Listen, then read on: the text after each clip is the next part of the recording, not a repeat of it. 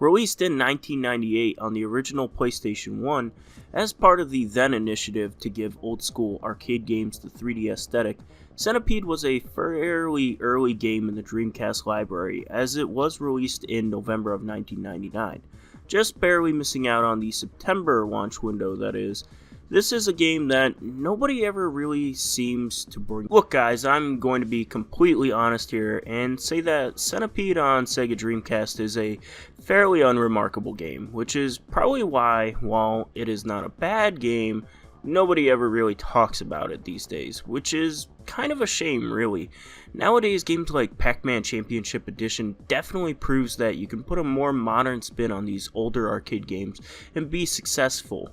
In fact, there is even a game on Dreamcast that does just that, but alas, that's for another time. Anyways though, back to Centipede, and well, have you ever played Centipede before? Because this game is Centipede. Gameplay wise, it is almost near identical to the classic arcade game that inspired it. You shoot bugs until they die, and then you move on. Now to be fair, they did add some new enemies, and the game is 3D, so none of the environments resemble their original counterparts anymore. Granted, this is still a PS1 game that was ported over to Dreamcast that we're talking about, so don't expect much graphically speaking. They added some power-ups, all of which are kinda lame because they're just your generic bombs and spread shots, you know, the normal stuff power-up wise. They also added this first-person view, and alright, this is pretty bad. You can barely make out what you're shooting at, so most of the time you end up missing the enemy, or worse, shooting the humans who you are supposed to save because you get extra points. You can also jump during stages, which isn't really useful. Like, there is some platforming to get power-ups or extra life, but it isn't very good, so I don't get why they added jumping. There is, of course, local co-op, but that doesn't really add much as well.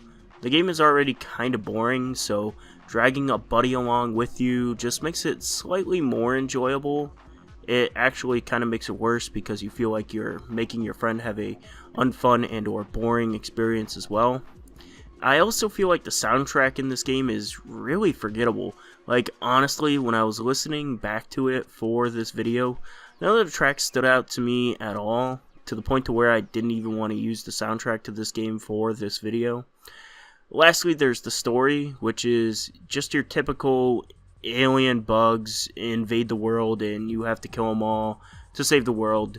So this game really offers nothing new to attempt to give the classic arcade game new life or anything, which is just really disappointing because these modernizations of these old arcade games, to me, should attempt to bring something new to the table for these games at least. Overall, Centipede isn't a bad game, but it's certainly not good either.